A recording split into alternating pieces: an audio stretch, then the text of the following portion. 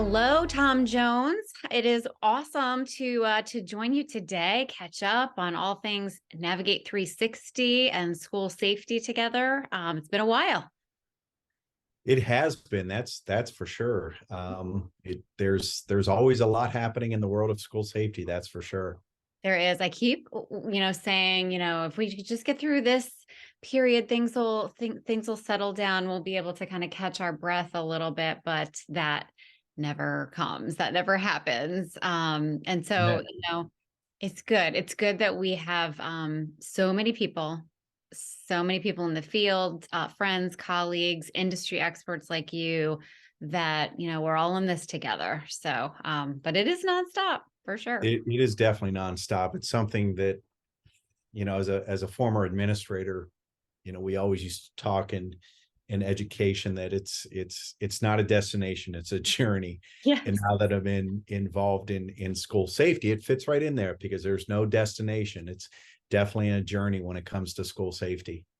Boy, is that a good point. I think, stepping into this field almost 10 years ago now, right about when I met you for the first time, Right. Right. I think I was still in that mindset of like, there's a way that we can fix this. Yeah. There's going to be some solution, some new approach, some innovative thinking. And while there have been great new innovations, it really all comes back to the fundamentals, doesn't it? It truly does. And that's where I really applaud the efforts that our schools and our school communities are doing when it comes to school safety, because something that the media doesn't portray. We don't see it in social media. We continue to see acts of violence occur not only in schools but within our society as well. But yet, if you really look at the data, schools are safer now than they've ever been, and that's because our school leaders, in partnership with law enforcement, are doing such a great job. And I don't think we give them enough credit. But unfortunately, we're never going to rid the world of violence. There's always going to be violence in our world. And we can, it's so important for us though to do everything that we can to prevent those acts of violence from occurring, and then being prepared as well. Indeed. I think, you made a couple really good points there that I want to sit with for a minute. I think, you know, the reality that we're not going to be able to, wave a wand and make this world perfectly safe is one that unfortunately we have to remind ourselves of. I think it's easy to get kind of defeatist when tragedies happen, and they do. And they happened in the past, and unfortunately we will continue to see, tragic things, crises happen in our schools and our communities. But that doesn't mean we give up and throw in the Yeah. towel. Our kids are our most precious people. And the more of us that are dedicated to finding solutions and rising to these challenges, the better and the safer our schools really are getting. And I think it's important that we stop and we turn around and we look at the progress that our schools are making. You're absolutely right. There's that dedication and there's partnership. You said partnership. And I feel like, again, it's not like that's innovative thinking, but it's a big change, I think, that we have seen in school safety in the past decade. It's, you and I, we've been beating that same drum about how it takes a team. And it's not easy, but we have seen firsthand what happens when people do come together from all their different disciplines. You with your skills as an educator, your background as an educator and an administrator, now working hand in hand with technology folks, with law enforcement, with school psychologists, with experts from all over the field, are kind of living that day to day. Yeah, and that's for sure. And that's where, one of the things when I'm talking with school leaders, when I'm doing a presentation, a workshop, a training, I encourage schools to share what you're doing Mhm. around school safety. Not that you're going to share, hey, here's our emergency operation plan. We Oh, don't want you to do that. But right. but you should be sharing all the things that you're doing around safety, because ultimately what that's doing is it's building confidence in your school community, that you are doing so many things. If you have safe and sound in for a presentation, a training, that should be shared with the community, because I think that's when, if something does occur, your community has the confidence that you've got it under control, Mhm. that you're ready, that you're prepared. We see that so many times in neighboring communities. If something happens, that our districts are saying, gosh, we're getting bombarded by our parents coming to school board meetings. They want to know what we're doing. And my comment to them is Yeah, share they that, be should know. proactive Should about know it. what you're Yeah, doing, right? They should exactly. know when you have experts in and workshops for staff, and when you have a student leadership program like, like our Safe and Sound Student, Exactly. or Yeah, parent leadership. Yeah, I think we can do our all of ourselves a favor. Plus, there really are, as you and I have seen, students and parents that want to participate. Not everybody does, they and do. that's okay. But for the people that really do want a seat at the table, there are a lot of great ways to do that, and then gain from their insights and their perspective. It's so important. That's something I say too. I used to, as a principal, I used to, as I walked around the hall, I may stop a student, hey Michelle, how's it going? And I said, hey, whose responsibility is it for safety here? And that student would point to themselves and says, it's mine, Wow. it's yours, it's everyone's responsibility when it comes to safety. And it's the same conversation I'd have with parents, at a parent night. I'd ask them, whose responsibility is it, for school safety? And they knew it should be, it's everyone's, responsibility when it comes to that. So just, I tell schools, build upon the culture you've already created. School safety is a part of that culture, and celebrate that and express what you're doing and how it is that shared responsibility. Yeah, too many times it gets sort of cordoned off as it's kind of its own thing, but it's absolutely everybody's responsibility. It's absolutely, I think, everybody's instinct to be a part of it. So it's really kind of just getting people back to that, back to basics, back to It fundamentals. is. Yes, yes. So tell me, I know we were just talking about how busy we all are in the field. You're buzzing around the country just as much as I am. It has been a very, very busy time, in positive ways, and unfortunately in some tragic ways in some of our schools and communities. But we're seeing the pace pick up, and we're seeing a lot of new thoughts and ideas trending. So what are some of the things that you're encountering out there? Yeah, definitely. And in my role as senior vice president of threat detection and prevention at Navigate360, I spend a lot of my time on, and very passionate about that prevention side of things. As we talk with districts, it's what are you doing around prevention, preparation, response, and recovery. But most of my work which I love, is in that prevention side. And we're really seeing just an increased interest in threat assessment. Oh, um and sorry. Hold on. when, We're gonna go back and do that again. no problem. Okay, so go back to, we're really just seeing an increase. We're really just seeing an increase in threat assessment. And really it's a paradigm shift that we see occurring between, and I had that paradigm shift, and it was you that I reached out to 4 years ago in the fall of 2018 about, hey, hear a lot about threat assessment. This is following Parkland, following Santa Fe. Texas in particular was amongst the first states to pass legislation around it. And for me it was that paradigm shift in understanding that, but understanding what the importance and the power of threat assessment, and how that's an additional tool that schools can put into their toolbox. So that's one of the things we're really seeing an increase in districts and communities, regional offices of education, your ESCs, your IUs, reaching out to us and asking about some of the various threat assessment trainings that we have to offer, and wanting to get that information. And really ultimately what it comes down to, though, is ensuring that training gets to the building level. Yeah.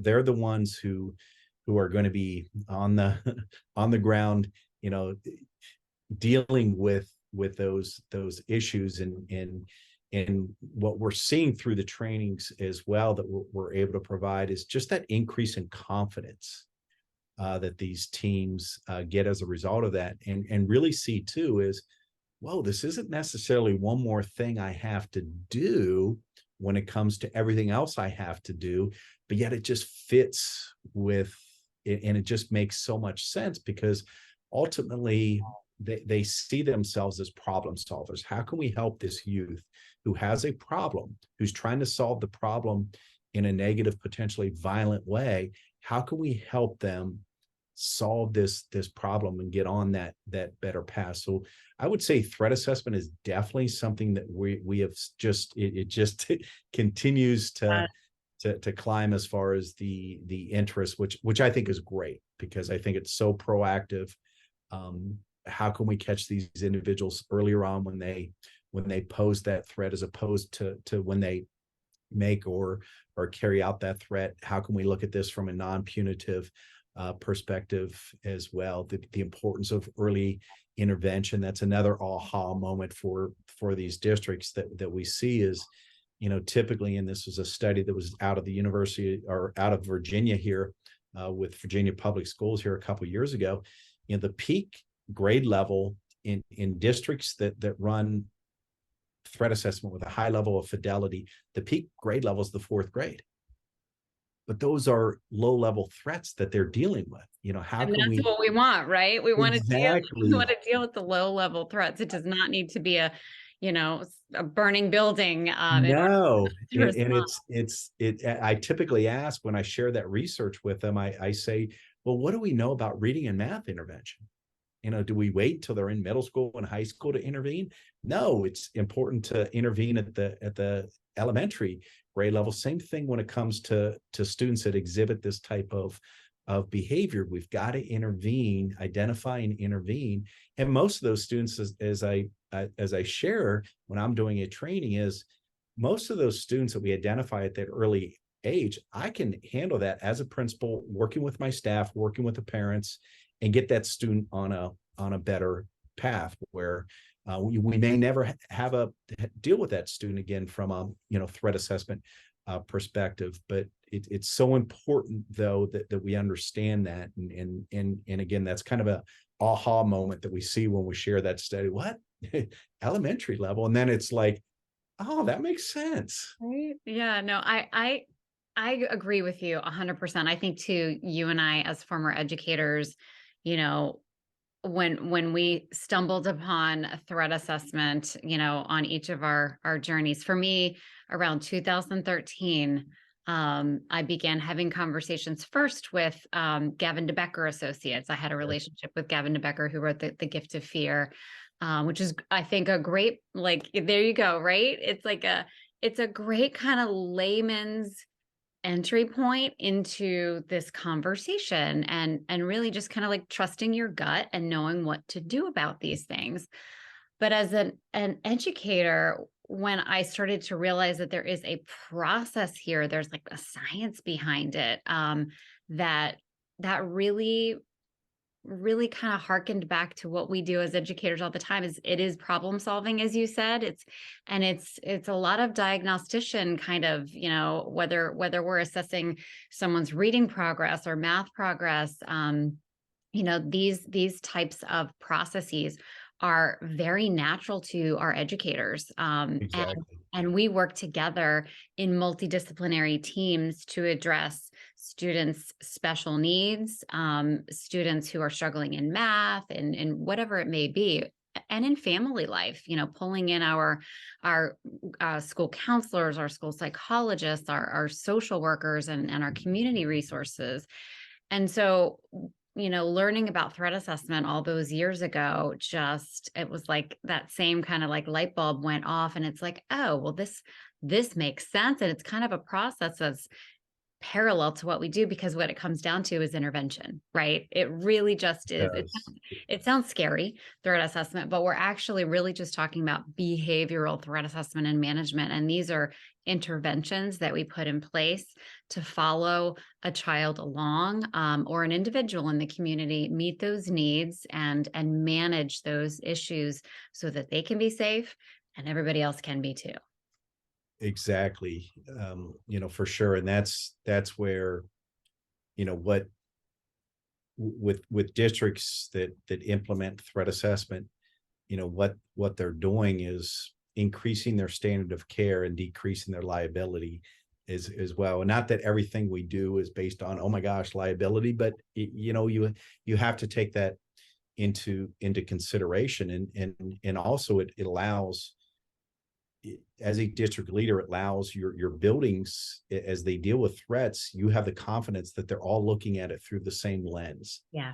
that they're all approaching it from that same perspective and working through that same process, as well. So important. And one of the trends that we're seeing is as well, with regard to threat assessment, especially now that we've trained a number of districts. I think we're pushing 15,000 individuals that we've Wow. trained over the past 2 years in threat assessment across the country, which just it really warms my heart to know that, wow, we've got 15,000 individuals, and probably of that, maybe 3 to 5,000 building level teams that now are equipped to handle these individuals and help these individuals when they pose this threat. But one of the struggles that we're seeing with them is, once they work through the process, it's like, okay, what are our managing, how do we Yes. manage these students now? And that's become a challenge that we're hearing, and we try to provide them with a menu of options and things like that. But that was one of the reasons why I was sharing with you, earlier here about a month ago.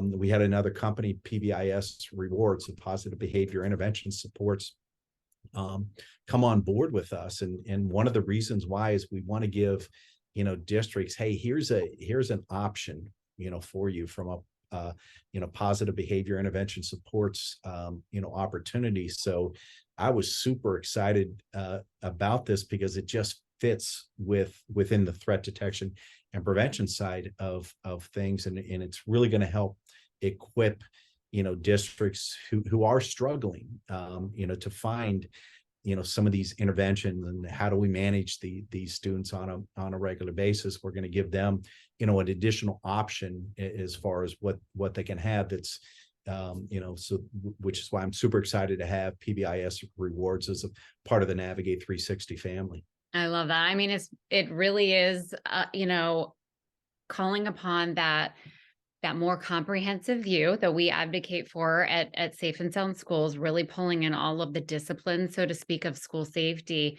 and bringing all those tools to the table, right? So we're bringing PBIS, we're bringing, our school counseling and our peer interactions, those programs, those initiatives, those anti-bullying campaigns, that culture, that climate piece that we want, with our students and our parents engaged, every bit, the physical safety piece, the cyber safety and security piece, the real kind of diagnostician, aspect, just letting everybody be that threat detector, everybody be that, Exactly. that key, piece of the puzzle, or part of the team, player of the team. So I'm excited about that. I'm excited to learn more about that, and I'm all for more tools for our schools. So Exactly. so Yeah. keep them coming. Yeah, keep them. That's awesome. For So sure. what's on the horizon? What do you see? Our schools continue to face a lot of the same challenges. And then of course, every year, sometimes it feels like every month, new things, come on the scene and can add to that kind of that plateful of challenges that our schools are addressing. So in terms of challenges and solutions, what are some of the things you forecast on the horizon for Yeah, safety? definitely. Where we're seeing, with our case management software, that was, when we first had the conversation, with you 4 years ago around that, and you introduced us to Dr. Marisa Randazzo and her awesome team, at Sigma. We built the case management software, which has been great, and it's evolved over the years, and it's evolved because of what we've heard from the schools and from the teams, and that utilize it. And the first evolution was, hey, we love the behavioral threat assessment, but what about suicide? Yes, What do we do with regard to suicide? Because there's that it's another process. Yeah, now yeah. and direct correlation, and that's where we were able to partner with Dr. Scott Pullen, and getting the permission from Columbia to use their Columbia suicide severity rating scale. So we added that component to our case management software, and then eventually we started to hear from districts saying, hey, we have other processes that we like to put in here, and documentation for other students beyond just your behavioral threat assessment and suicide risk assessments. How can we utilize this from a universal student support Can we pull it perspective? all together, right? So we don't have Yes, people, hold on, I got to go log into this system to get that. exactly. And wait a minute, I got to go dig this file up. And yeah, there's a lot of that. And I can see the There's so that much of that. Yeah. And so we've allowed for the customization of processes within the case management software, which allows districts to now utilize that on a more regular basis. Because when you look at national averages around, typically we're asked, well, how many behavioral threat assessment cases should we have? And I said, well, how big's your district? And you look at it, and it's maybe 1 to 2% of your students. And what we're seeing with districts that are utilizing, say, the suicide side of case management, it's maybe 2 to 3%. So you may have a few more students in any given building, or a higher percent of students that have that, but that's still only 3 to 5% maybe of your population. But when you look at universal student support from an RTI perspective, that's 15 to 20% of your population. So how can we document those students, and then document the interventions? Because ideally, if we're documenting those students, we maybe our behavioral threat assessment cases and suicide risk assessment cases can go down yeah.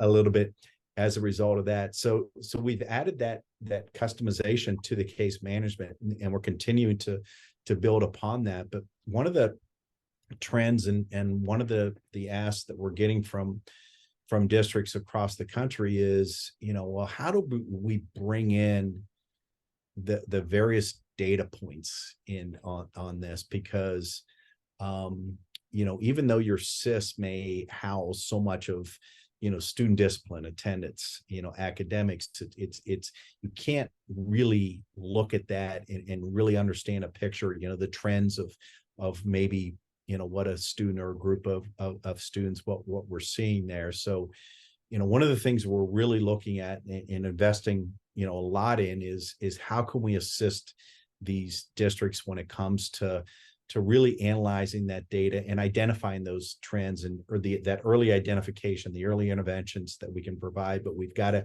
in order to provide the interventions, we've got to identify earlier on.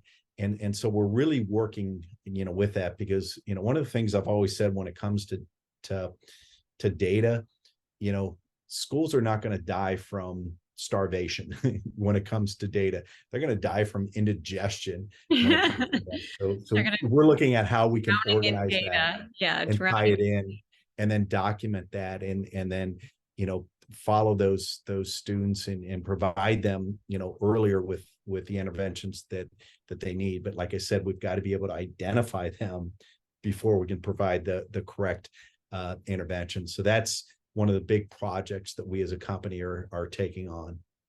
I'm for that. Better management of data. We've, I think, gotten pretty good as school communities in collecting a lot of data, Mhm. but if it's not in a usable format and you can't bring all of that together from these disparate sources, it's you're drowning. You're absolutely drowning. So You are, and I use the example of as a building principal, I may have been asked from time to time, I'd always talk about being proactive, how can we catch, my worst day as a principal is when I had to discipline a student. And, if I suspended a student or had to look at expulsion, that's just a terrible day. And I would ask my staff, what could we have done, differently with that? So they knew I wanted to be proactive with that. And I'd always say, don't be afraid to reach out to me if you've got a student that may be struggling, that is not in trouble, but yet is kind of trending in that direction. And I used to say, okay, let me look at their grades, oh, let me look at their attendance. Oh, 5 minutes later, I'm like, okay, I don't know. Did I see any trends or I don't know. I'm going to just go talk to Michelle, yeah, what does the yeah, teacher say? Yeah. yeah, exactly. Because So that's another whole source. All those different people, all of that. So it I is. uh, it really is next level to be able to pull it all together to get more of a single stream kind of, there are multiple streams obviously here, but if we can, put it all in one house at least, we'll save our people a lot of time and frustration, and we'll get to help kids a lot faster and a lot better. Exactly. Yeah. Exactly. And that's the key, helping them a lot faster. Getting them the support that they need sooner, for sure. I love it. Well, it is always a pleasure to catch up with you. We're really excited about what's coming in the new year. Lots of new innovations, lots of new opportunities to serve, and just so grateful to be able to do it with you and our friends at Navigate 360. So thanks for joining me today. It's always a pleasure. Thank you, Michelle. All right, everybody. Thom Jones from Navigate 360.